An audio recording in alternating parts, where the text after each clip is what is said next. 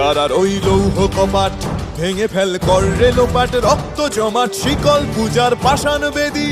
কারার ওই লৌহ কপাট ভেঙে ফেল কর রে লোপাট, রক্ত জমাট শিকল পূজার পাষাণ বেদী। ওরে ও তরু নিশান বাজা তোর প্রলয় বিষান, ধ্বংস নিশান উরূপ প্রাচীর প্রাচীর বেদী। ওরে ও তরু নিশান বাজা তোর প্রলয় বিষান, ধ্বংস নিশান উরূপ প্রাচীর প্রাচীর বেদী।